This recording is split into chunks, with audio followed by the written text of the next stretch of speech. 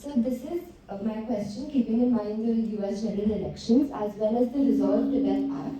My question to you is that how might the outcome of the election influence the actions of the Tibetan government in exile and impact international dialogue, keeping in mind either idiosyncratic variable? My question to you is what have been some of the most major political challenges that you faced in your career as the Prime Minister? Thank you. Good afternoon, sir. So my question is regarding your Tibet's relations with India. So in the past few years, India has had many challenges when it comes to relations with China, right? So how has the Tibetan government been able to balance it out? What has their relation been with India, and what lessons have you learned along the way? Now, with the US general elections, what we have been trying to do when we reach out to the international community, including India, is that when we reach out to political parties, we reach out to all the political parties. So in India also, we have Parliamentary Group for Tibet, but we call it the All-Party Indian Parliamentary Forum for Tibet. So it's not just Congress, BJP, we also reach out to regional parties. You know, our members of parliament from Dharamsala go to Delhi almost every 6 months, reach out to them. I also meet with them. And when in the 7 years when I was the director of Tibetan Parliamentary and Policy Research Center, every time I have to work with the Indian parliamentarians. So in the United States also, it's only two political parties. Of course, now you have Green Party and other candidates also coming up in the presidential elections, but those are very insignificant parties. So the Republicans and the Democrats, also because of His Holiness stature, you know, when His Holiness, our relation with the United States, in the 50s, we had this CIA collaboration up to 68, before Nixon opened China to the world, and then, you know, then there was a big gap. From that time till about 1987, because His Holiness could visit United States only in 1979 for the first time, during Jimmy Carter's presidency. And then since then, His Holiness has been visiting United States almost every year, and sometimes 2 or 3 times in a year. And then he built a very good personal rapport with the Americans, which also influences the politicians. And His Holiness also realized that US Congress is very powerful compared to other governments. And we decided to open this office called the International Campaign for Tibet in Washington, D.C. At that time, our Office of Tibet was located in New York. So, 87, His Holiness spoke to the Human Rights Caucus in the US Congress, where we had very few friends. Maybe from both the Senate and the House, we must have having about 10 Congress people who knows us. And since then, it has accelerated. You know, then 1989, they passed a law to move 1,000 Tibetans from India to the United States. So today, we have many Tibetans there. Also because of that initiative, then they started supporting Radio Free Asia, the Tibetan Service, Voice of America, Tibetan Service, and the 1991 Bush Senior was the first sitting president to meet with His Holiness in April 1991. First time His Holiness addressed both members of the House, not in the building, but at the Capitol Rotunda. His Holiness is not a recognized head of state, but he's given that privilege to speak to the since then, we have been working towards getting a special coordinator for Tibet. And in 1997, the first special coordinator for Tibet, Greg Craig, of the rank of Assistant Secretary, was appointed. And then in 2000, the last year of President Clinton's presidency, China was given the most favored nation status by the United States. China also get entry into its WTO. And China also got the opportunity to host the Olympics, which is their coming out party. Now, following that was the US-Tibet policy of 2002. So we have this very consistent, 2006-07, His Holiness was honored with the US Congressional Gold Medal. And now, over the last 2 years, we have been working very hard with I was posted in Washington, D.C. for a little more than 1 year.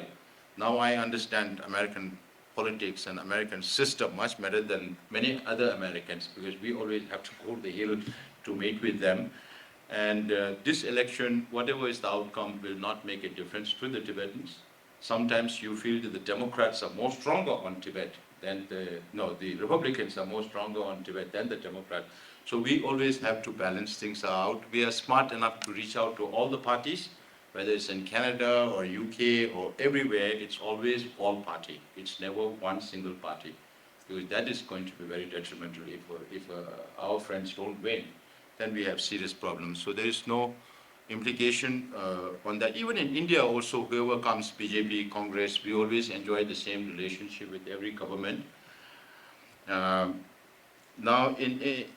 after the Resolve Tibet Act was passed this July, and when President Biden signed it on July 12th, now we have to see, we are waiting for this election to get over, and then we'll work with the State Department. I met the senior leadership in the State Department already, and we already initiated our discussion, and now we have to see which are the countries that we need to focus on for them to adopt similar position.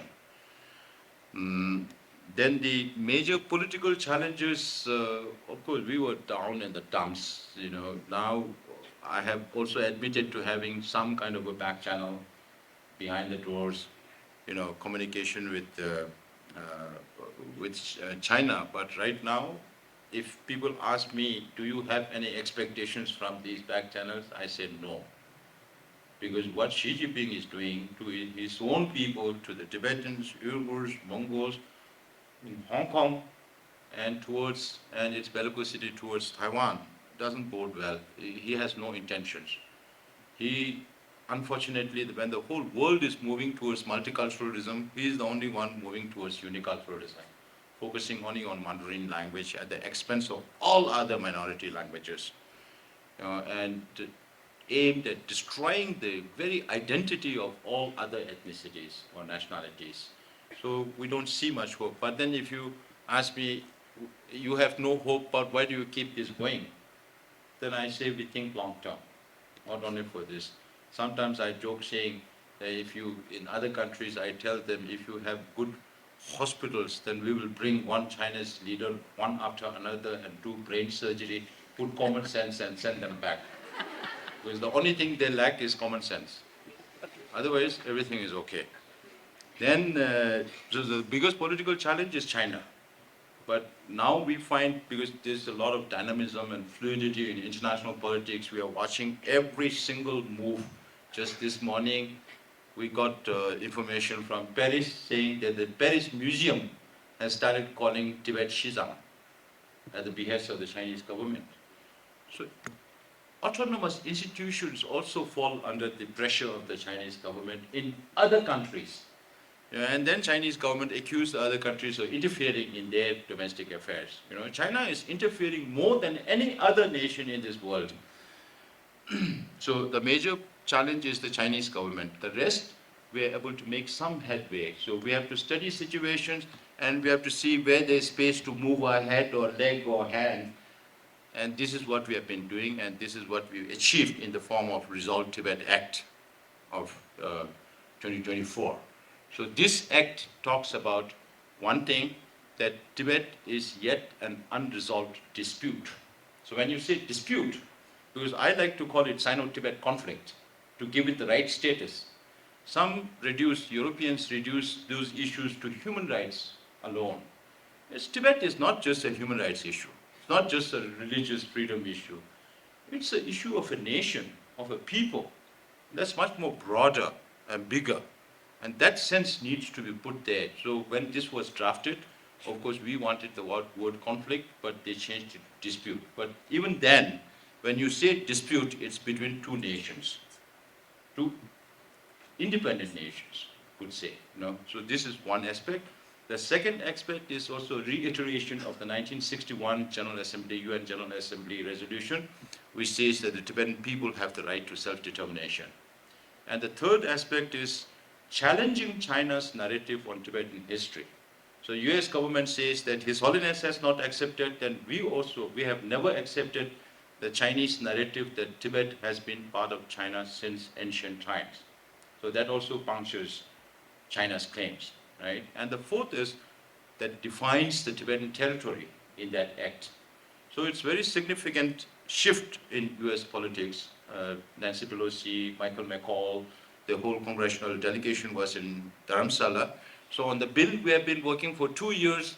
To get this delegation to Dharamsala, we have been working for 1 year, but everything fell into place in June this year. So there were a lot of events of concerning Tibet in the United States, and for us, we consider this as some achievement, one step forward, new tool in our hand to work with other governments around the world and see how we can proceed further, and whether we can get shoulder to share with the US government. So this is something that we will have to explore in our endeavors in the days to come.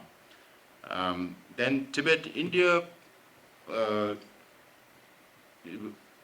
Ambassador himself has been very, very candid in expressing what he was able to do when he was in the position and what he is able to say when he is not in the position, right? So any dispensation who is in the ruling party or who has the role of administration, maintaining diplomatic relations, military relations with another country will have a lot of things to consider. And we know that right now, because of Galwan, all this, there are so many things on the table between China and India. But I think this is also the time, good time for recalibration, to rethink, because there's so much change. It's not like before. It's not even like 5 years ago, 10 years ago. Now there's so much change happening in international politics and a lot of maneuvering. Every single day we have to watch, prime ministers visit to Russia, to Ukraine, everywhere. We have to watch all the multilateral forums, G7, G20, AUKUS, BRICS. Now so many new multilateral forums have also come into being, only because of China's behavior. So with the Indian government, I always say that we have a very transparent relationship. But I am in no position to advise the Indian government to do anything. I could land up in trouble if I say the wrong thing. So we have full trust. We remain very, very grateful to the government and people of India, because of whom we exist. If it is not for the government of India and the people of India, we don't exist as we do today. I won't be here in the Symbiosis University to speak about Tibet. So all this is because of the government of India.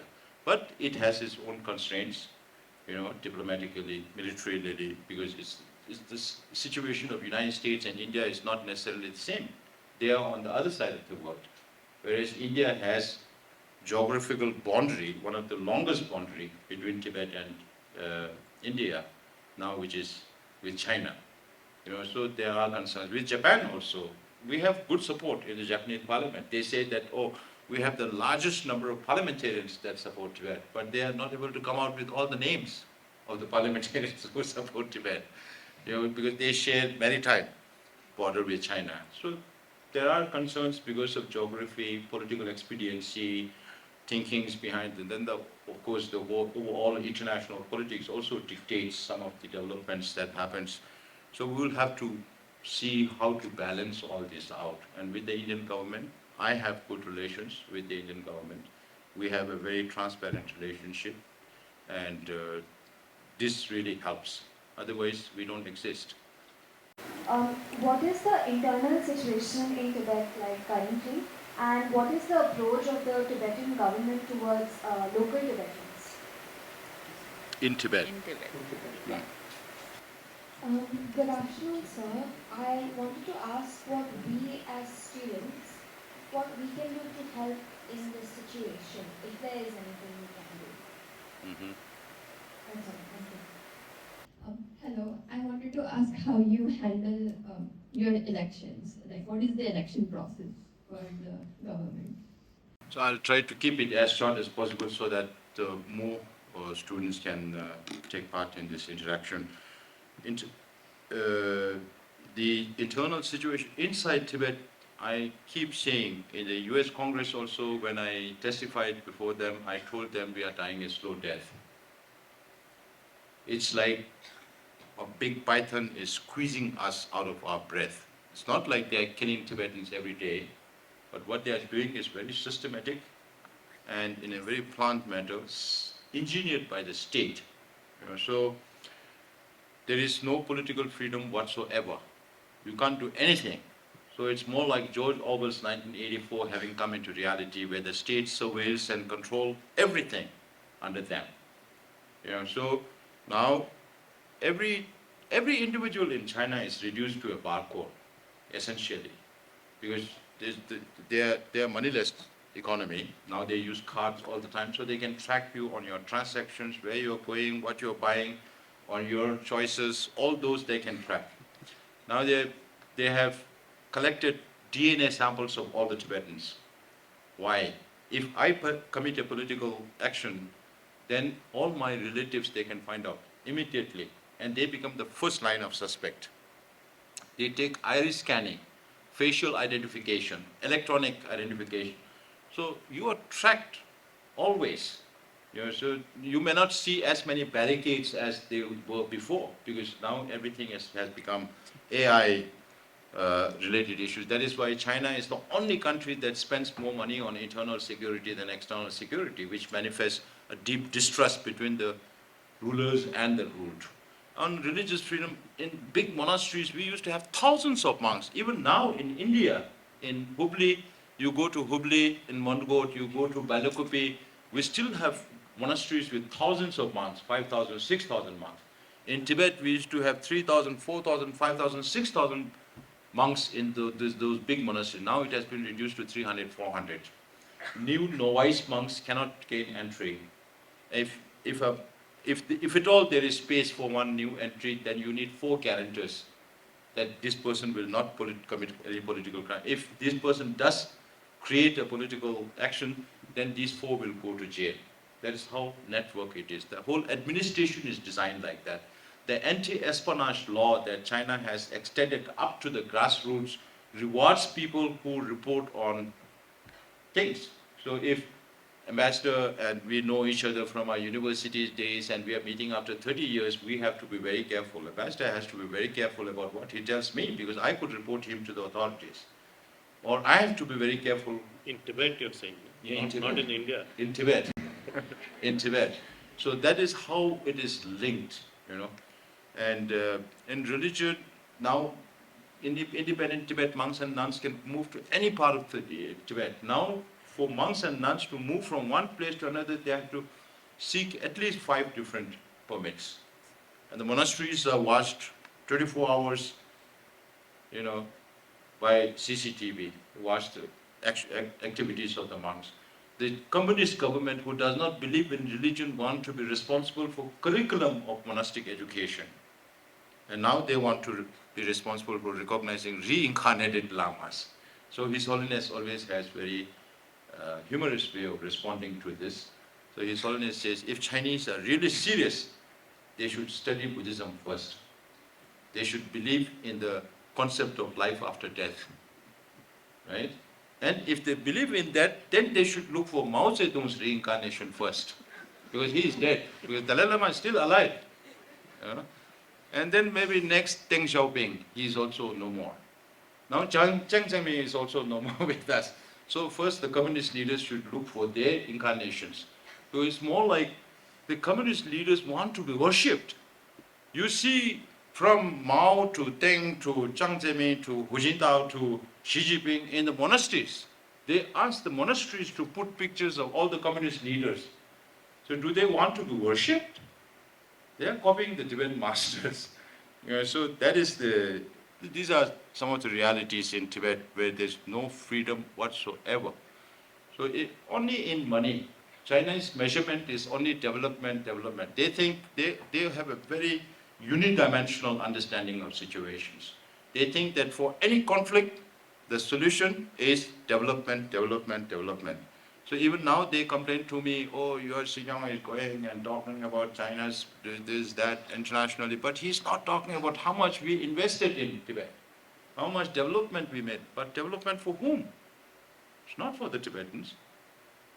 They built all these roads, railways. By 2030, they are going to build some 36 helipad at small airports, to land. But these are more for strategic reasons than for helping the Tibetans, or maybe move more Chinese into Tibet. It's not for the Tibetans.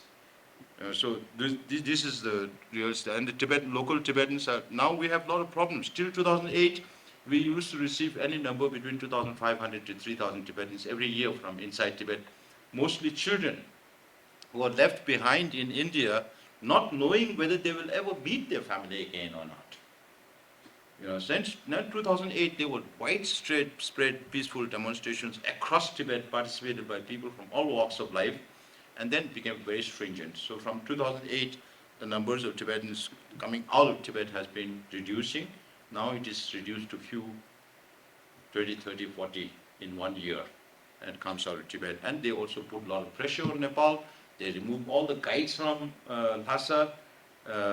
Without guides, you just cannot walk over the Himalayas. Sometimes you get frostbite, you lose your toes, you lose your fingers, sometimes you lose your life, but you take that risk to escape. And now it's becoming more difficult. This is just to give you a rough idea about what's happening inside Tibet. And as students, at one time, in the mid-90s in the United States, Tibet became very popular because of the Beastie Boys.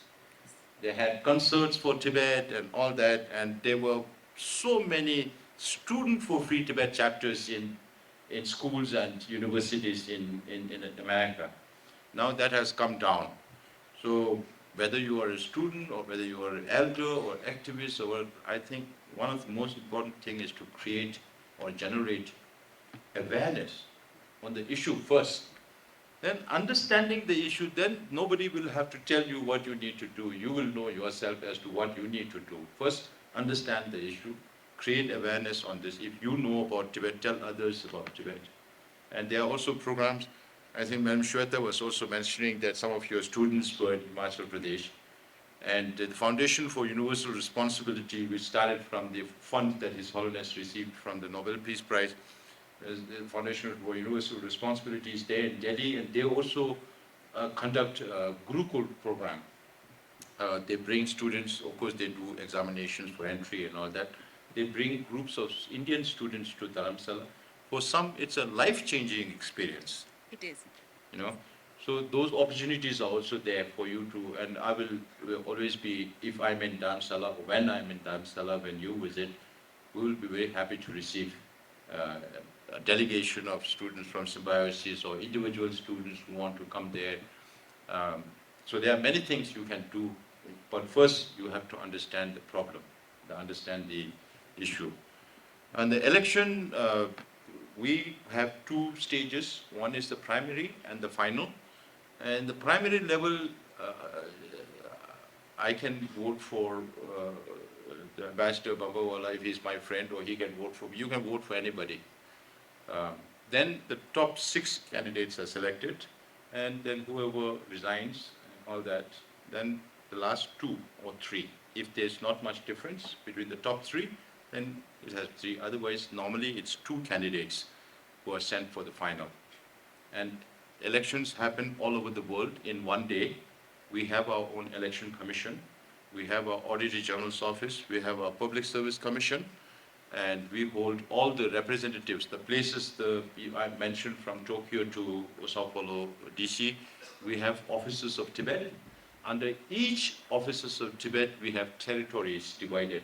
The whole world is divided into those territories. And then wherever there is a sizable number of Tibetans, Tibetans have formed Tibetan associations.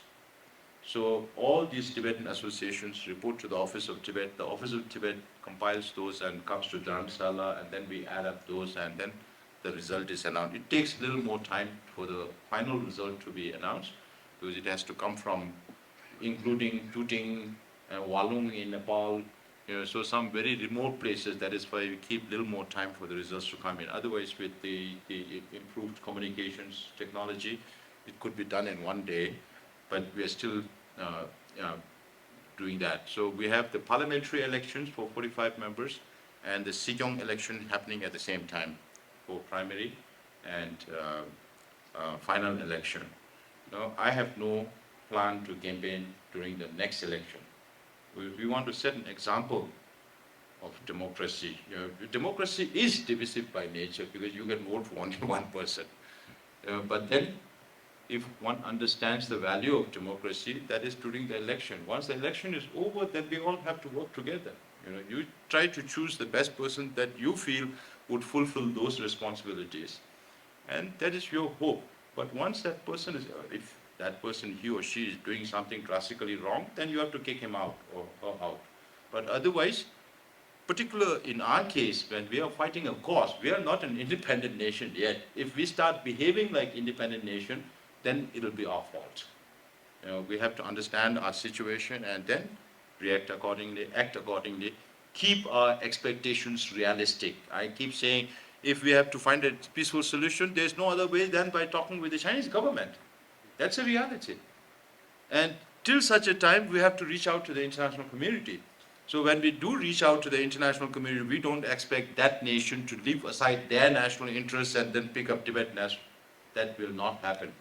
So if we think realistically, then our expectations are, then you don't feel disappointed because this thing didn't happen or that thing didn't happen. You know? So if you're realistic, then it makes your life much more easier. And the election process, for 2 terms, we had observers from the IPAD, International Parliamentary, it's a group of Indian parliamentarians from around the world. So they came to India to watch our polling booths, and they have also come out with reports. Of course, there are many more changes that we need to make if we have to keep our administration relevant and legitimate in the future. But then what we have achieved so far is a testament to our resilience and our commitment to follow through with democracy. And it's very unique. So it'll make a lot of sense to do a PhD on Tibetan democracy also. Good afternoon, sir. I was curious about how the Tibetan government in exile engages in international diplomacy to raise awareness about the Tibetan independence cause, and how effective have these efforts been in influencing opinions and policies. Thank you. I wanted to ask you about the middle way approach. How is Tibetan advocacy of the middle way approach influenced international perception of Tibetan government's autonomy? And I also wanted to know what challenges does the Tibetan government face in terms of this approach, given Chinese stance on Tibetan sovereignty? Thank you. Sir, earlier in your speech you had mentioned that China is not as strong as we think. And I think historically and even currently speaking, both India and India and Tibet have felt the looming superior presence of China on us. So my question is, is there a particular reason for your optimism? The Tibetan government in exile is located in Himachal Pradesh. One of our professors is also from Shimla. So we operate from there. Then till we had this election in 2011, almost all the foreign relations are to do with His Holiness visit to other countries. We didn't have too many capable people to reach out to the international community. In fact, Lodi Gyali was one among them. I really admire him for his diplomatic skills, but those were times when His Holiness was much younger. His Holiness could also attend dinners and luncheons and all that. You know, in America, if you know one president and if you can fix a meeting with His Holiness, you make friends with a lot of other presidents. That's how networking works. And it is mainly because of His Holiness the Dalai Lama that we have been able to reach out to so many countries, and so many people have respect and understand or heard. Because I was in South Africa once, and the Uber driver who took us to the airport, he was asking, where are you guys from? I said, Tibet. I have not heard. He said, Dalai Lama. Oh yeah, he's a cool guy. So His Holiness is very synonymous with Tibet. And it's because of His Holiness. Otherwise, we don't have those personalities who can create that kind of awareness or support within the Tibetan community. Sorry to interrupt, but you have Richard here, the actor. Richard He's a great supporter of Tibet. Yeah, I'll meet him next month. But he has been very kind. Richard has been very kind. After I assumed his Sikyong's job, the first 5 visits, except for one visit, he accompanied me in Washington, D.C. We went together to the Hill, meeting with politicians, and he, being an American, also gives and not just an American, but also a famous actor, gives that edge, but then essentially it is the Tibetan issue that garners support. And Richard has, now some say that Richard is getting too old. He's 72, 73. Now he moved to Portugal, no, Spain. He moved to Spain. So I'll see him next month because there will be a movie screened in Zurich Film Festival on 8th August about His Holiness, because His Holiness has given an interview which covers much of what she is doing, and they have supplemented that with a lot of archival materials to create it into a very nice movie, 1.5 hour movie, and that will be premiered in the Zurich Film Festival where Richard will come and I'm also going. So we have some very committed supporters who have helped us throughout, and now because of His Holiness, when we travel, the parliamentarians, the parliaments and governments, they give us a lot of respect, even though we are a government in exile. So it's mainly because of His Holiness, and we try to catch up as much as possible. Now, I don't just shy away from speaking what I need to speak. I talk what I need to talk to governments, to foreign officers, to parliamentarians. So normally we are too shy, too cowed down, so sometimes we don't get the response that we need. Now we have learned our art of reaching out to the international community. And the challenges, now,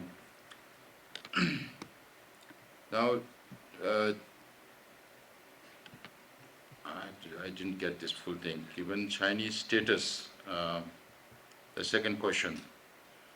China, I think the second and the third, maybe I can combine it together because that we also talked about the vulnerabilities, right? In China,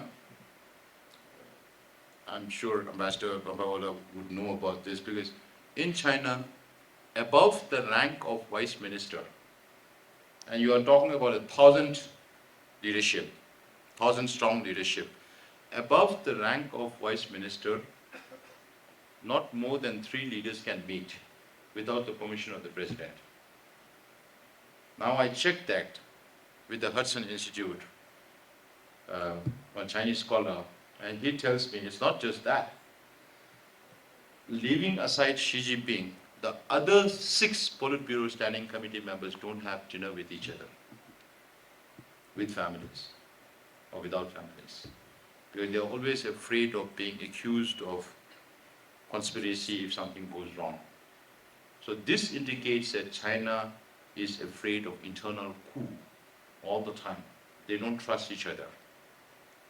This is one of the biggest vulnerabilities. And the second vulnerability is Xi Jinping keeps moving all the generals from one place to another in a short period of time. So that does not allow the generals to build better relations with the cadres. And the general and the second in command don't trust each other. Then in Communist Party, you have the parallel political commissioners who also oversee the generals' work. And you must have heard about a lot of generals being poached from the rocket forces, which is the brainchild of Xi Jinping. These same people who were poached were appointed by Xi Jinping himself. And that also points a finger at Xi Jinping's decision-making. And so that Xi Jinping, maybe it's good for Xi Jinping to make sure that there is no military coup against him. But I also say that China is not ready to attack Taiwan yet. Because to wage a war against Taiwan, then you are confronting the West as well. And you need synchrony within the army, navy, and air force to wage a war of that nature. And right now, they don't have that. There's no trust, even among the military, to avoid military coup. And then the third thing I already mentioned, that China is the only country that spends more money on internal security than external security, which manifests a deep distrust between the rulers and the ruled. So these are very strong vulnerabilities. Then you talk about economy. The housing collapse, which constitutes about 25 to 30% of China's GDP, despite every measure they try to take, creating a white list of all the defaulters, changing the rules. Earlier they were allowed to buy only one apartment. Now you can buy a second apartment. In some cities you can buy a third and fourth also. There are no questions asked. But that has not lifted the housing trouble out of the waters. It still continues, and it forms a large chunk of China's GDP. And you are talking about unemployment. Of course, they changed the age from, earlier they used to say from 16 to 24, the percentage of unemployment, unemployment in China was 21.3%, which amounts to about 12.5 million young Chinese. But according to unofficial number by a Professor Tsang, she said the youth unemployment is about 46.7%. So that could be any number up to 30 million young Chinese who are unemployed. Now they have changed the age limit. From 16, they increased it, but still it comes to about 15% of unemployment. Then you have the aging population. Some estimates say that in the next 50 years, China will lose 4 billion population because of the aging population.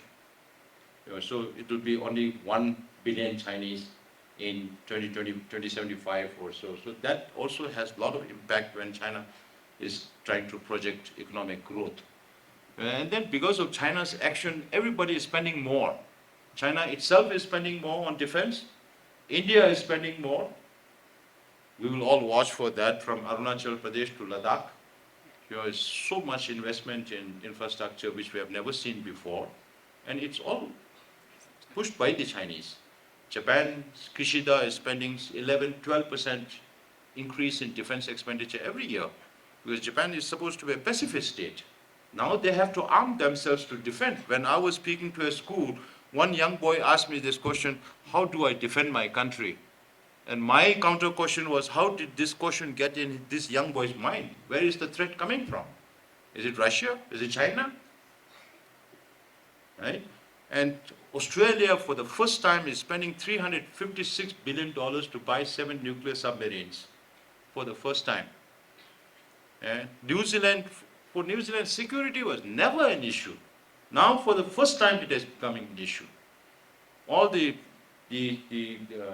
islands, in that the Solomon Islands and all that, recently they also had a meeting. China is going in there, in all these regions. Now, Philippines has to spend. There is no choice. They are always being threatened by China with the water cannons. Right now, water cannons. Next, who knows what. And all the shores. And China has renamed all these places, not just Arunachal Pradesh or Tibet. And some 8 years ago, I was in the United States and I told my US friends, see, China declared the Air Defense Identification Zone at that time. When they can claim the air, they will claim everything underneath it. And that's exactly what they did. So today they claim almost all of the South China Sea. And a problem with, after the BRICS summit in South Africa 2 years ago, they came out with a map, and that angered all the neighboring countries, including Malaysia, Brunei, Vietnam, India. So all these things are happening. That's why China has a lot of problems. To Europeans also, I tell them, you are supporting, NATO is supporting Ukraine to defend themselves. Very good, it's very important. Otherwise, it will have implications in Europe on future Russia's action, or it could have implications on China and Taiwan and all those kind of things. But when you give them arms and ammunitions, then Ukrainians also don't have any choice but to fight. And when you fight, Ukrainians kill Russians or Russians kill Ukrainians. It's lost for everybody. Now, we follow non-violence. And if you follow non-violence, the only way to bring China on its knees is to give them less business. We are not asking to starve China. Nobody wants anarchy in China because China is the second largest economy in the world. It will have serious consequences around the world. But some of my friends in Germany were saying the dragon is biting at us.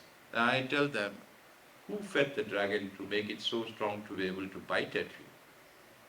Japanese. In Japan also I said the same thing. To Taiwanese also I tell them the same thing because of Taiwan's investment in China, European Union's investment in China, American investment in China. You don't have to read too many books, just read one book, Kissinger on China. That's enough. So we are all responsible for creating this monster. Now Europeans realize that, okay, Putin is the immediate challenge, danger, but the long-term challenge is China. Everybody recognizes that. But still some European leaders are not learning. They're still going to China to re-establish economic ties. You know? So if you know that the dragon is biting at you, but if you still keep feeding the dragon, then whose fault is it? You cannot complain. Because it's you yourself who's making this happen.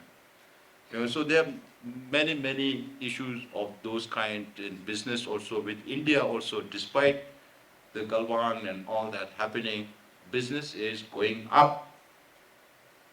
Just 3 days back, I was reading the newspaper, and we were talking about two-way trade of about $50 billion. And out of that, India is importing $41 billion and exporting only about 8-9 billion to China.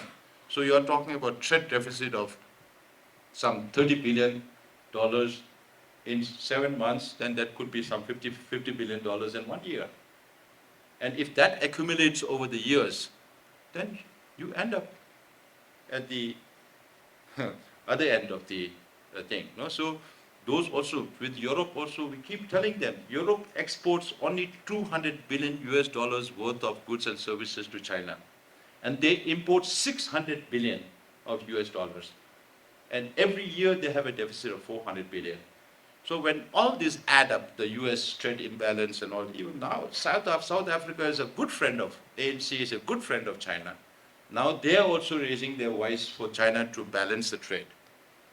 And China is now, with all these African countries that are there in China right now, 25 different countries, China's focus is towards the global south now, which is a huge competition for India, which we witnessed during the G20, right? But again, the question is, how much purchasing power does the global south have? If China floods them with all the EV market, now in Central Asia also, Uzbek, Tajik, and all these countries, they are importing a lot of Chinese EV cars. United States has learned the hard way, so they impose 100% tax. Canada followed suit just 1 week ago. And when I was in Europe, I was telling the Europeans, okay, now let's see what Europeans are going to do. Are they going to follow US or not? At least they stuck from 17 to 34% tax.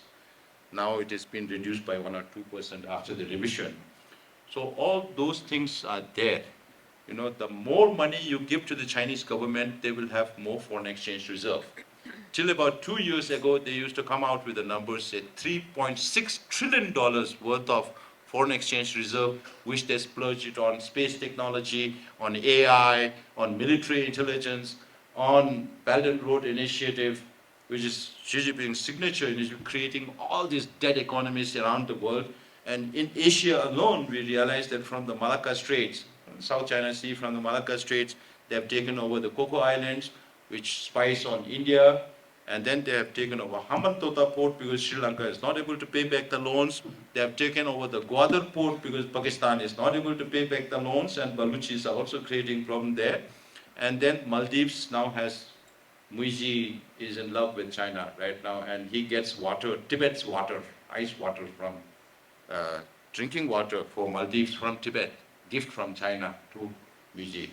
And so now Bangladesh issue, Bhutan, Nepal, everything is becoming very contentious only because of China and China's all-weather friendship with Pakistan.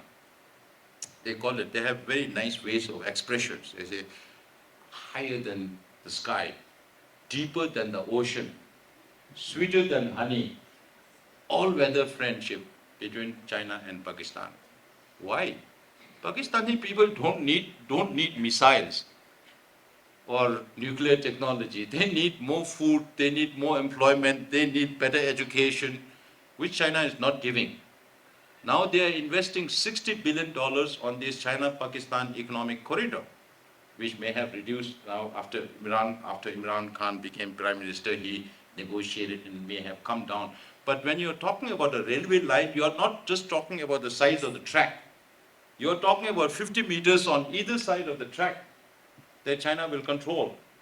Now in Pakistan, when Baluchis are creating problem, bombing here, killing some here, there. Now Chinese government, so, oh, we have to send our people to secure the railway line. That's how they come in, slowly, slowly. First money comes in, and then security people come in. They overtake everything. The Gwadar port was supposed to be a commercial port. Now it has become a strategic port. And China has taken over the Djibouti port, which is not just a strategic collaboration. They're pushing the Djibouti government not to receive. Last time I was in Europe, they refused entry of one British MP to come into Djibouti because of China's pressure. So it's just not just investment that is coming in. Even in Brazil, when I spoke there, in Mexico, for Mexico, China is their second largest trading partner. But they hate the Americans so much because of immigration and border issues. They don't mind going with the Chinese, and their former foreign minister's nickname was China Boy. And then they don't understand what China is doing around the world. So we need to educate them, even in developing countries. You know, it's sometimes I tell the Indian government, I do some of the jobs that you can't do, because diplomats cannot speak, but I can speak. You know, so this is what we try to do, and China is not as strong. There are a lot of chinks in the armor. That's why we keep telling the Europeans, don't look at us only from the prism of the victims of communism, that somebody or sympathize with them, give them a little money and they'll be happy. No, we are not happy with that. If you want positive changes in China, then you need both internal forces and external forces. We are the internal forces, the Tibetans, Uyghurs, Mongols, Hong Kongers. If you want to include the Taiwanese also, you can do that. So if we want to bring about positive changes in China, then you need all these elements to work together. If you can look at us as partners, that will be more beneficial. So this is what we are trying to impress upon the international community, not only the importance of Tibet, but how do we approach this whole process in a non-violent way. And that education is also very important. So my question to you is about the US and Tibet relations. So America, being notoriously famous for its self-motive driven cooperation, might focus majorly at Tibet as a tool to retaliate the Chinese expansion rather than purely on Tibetan liberation. How does Tibet or the Tibetan government in exile view this type of support? And to what extent are the Tibet-US relations rooted apart from the Chinese angle? Thank you. Yes, hello. I visited Dharamshala once and it was really beautiful, so I just wanted to say that. My question is, you mentioned that you wanted to find a peaceful solution without violence. So what is your hope for Tibet as an independent nation in the future? Like, what is your end goal and end vision? Thank you. As I mentioned before also, United States is the only country that has a law on Tibet. No other country has that. Other parliaments like the European Parliament, British Parliament and all that, they have passed resolutions. But resolutions can be binding or non-binding, not necessarily that the executive has to act upon it. But once it becomes an act, just like in the United States, then it's bounden duty of the State Department and the White House to report on the status of negotiation and all that. So that is, the act is a law. And even the latest Resolve Tibet Act is also a law. So that can be changed only by the Congress in future if there is an amendment or to dissolve this law. Otherwise, this will remain a law. That is the major difference between a resolution and a law. And I think our biggest patron is, and the largest patron is Indian government. Whether it's in terms of our schooling, grants for our schools or for the settlements, rehabilitation and all that, we still receive support from state governments where our settlements are located, and also from the central government. Of course, a lot of things are behind the scenes also.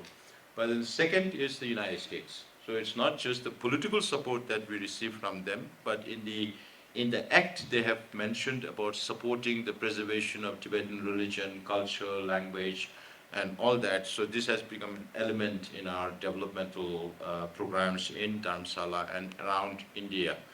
So we have both political and financial support. And the sense here after hearing many of the commentaries by Indian intelligentsia and strategic thinkers, is that Indian government has to make the CTA stronger and give some dignity to the CTA leadership.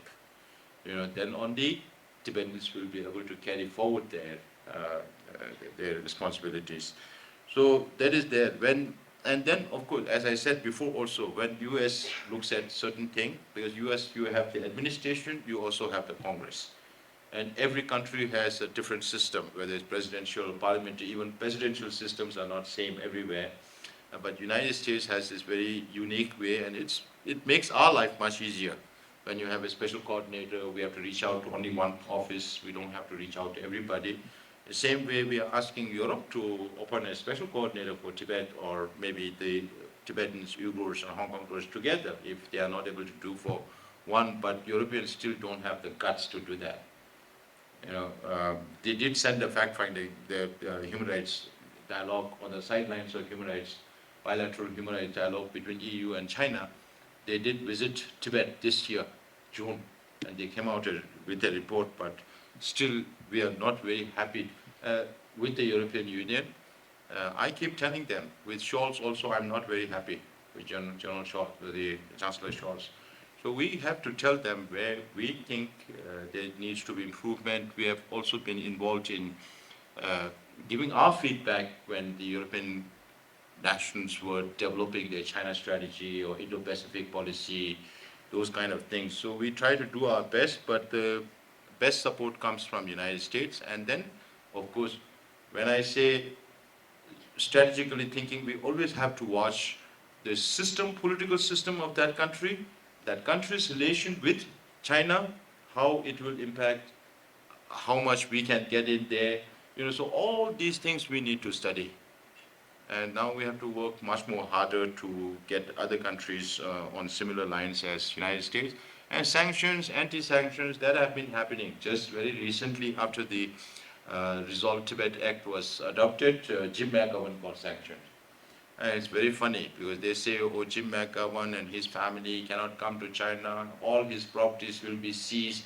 He doesn't have 1 cent in China. So what properties will they seize or what accounts will they freeze? But sometimes these sanctions are just there. Or global Magnitsky human rights sanctions also happen in different parts of the world. Then we follow non-violence, we follow middle way because we believe that is the only way. Because even if Tibetans take up violence, 7 million Tibetans and 1.4 billion Chinese, there's no way we can win. And if we take up violence, then Chinese can always brand us as terrorists. They will brand us as terrorists and they will make us pariah from the international community. Then we will have no space even to reach out to the international community. So we have to take all those realities. Even though Tibet was an independent country, we take the reality of the situation because the more important thing is to preserve the identity of the Tibetan people. If the Tibetan people's identity is lost, then it doesn't make sense to go back to Tibet also. People are people. So we are committed, unless the Tibetan population decide to change the policy from middle way to something else, we are genuinely committed to the middle way to seek a solution where Tibetans and Chinese people both benefit from it. That is why we say mutually beneficial. We can benefit from the Chinese on economic front if they are doing well. And the Chinese now have this huge vacuum of spiritualism. In the last several decades, communism took over and spiritualism just not there. And just before the pandemic, some high Chinese Buddhist lamas came to India to be reordained by His Holiness the Dalai Lama.